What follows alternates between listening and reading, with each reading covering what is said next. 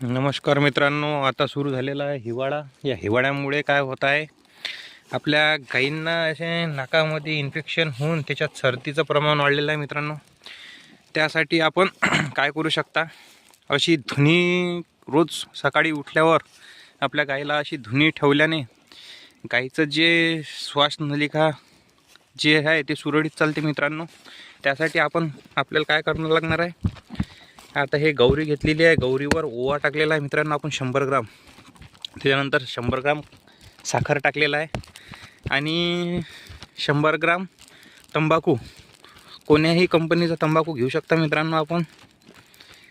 त्याच्यात एक पुडी तंबाखूची टाकलेली आहे आपण आणि याला थोडं पेटवून याचा धुवा करून ठेवलेला आहे मित्रांनो. आता हे बघू शकता आपण. आता हा जो धुवा आहे हा सरळ आपल्या गायच्या नाकामध्ये चाललेला आहे मित्रांनो. आता थोडीफार हवा चेंज होते मित्रांनो. हवा चेंज झाली तर आपल्या ह्या इकडे दुसऱ्या गायच्या नाकात चाललेला आहे. थोडी हवा चेंज झाली की तिसऱ्या गायच्या नाकात चाललेला आहे आणि इकडे जास्त गेला तर तिकडे पण गाय उभ्या आहेत मित्रांनो.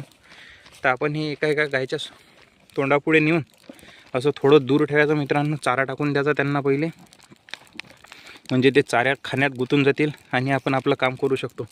हे बघा मित्रांनो, हे सध्या खूप भारी झालेलं आहे मित्रांनो सर्दी त्यांना. हिवाळ्याचा त्रास झाल्यामुळे आपण हे असे घरगुती प्रयोग करू शकतो मित्रांनो. याचे 100% रिझल्ट आहेत मित्रांनो. आता ही जी सर्दी आहे ही परमनंट बसून जाणार हिची. आता आपण जे अँटीबायोटिक वगैरे देऊ त्या अँटीबायोटिकनी कसं ते तात्पुरता रिझल्ट आहे, पण हा जो आहे हा आयुर्वेदिक रिझल्ट आहे मित्रांनो. याचा लाँग टर्म बेनिफिट आपल्याला मिळू शकतो. तर तुम्ही पण तुमच्या गोठ्यावर करून बघा आणि काय रिझल्ट येतो हे आम्हाला कमेंटमध्ये अवश्य सांगा. खूप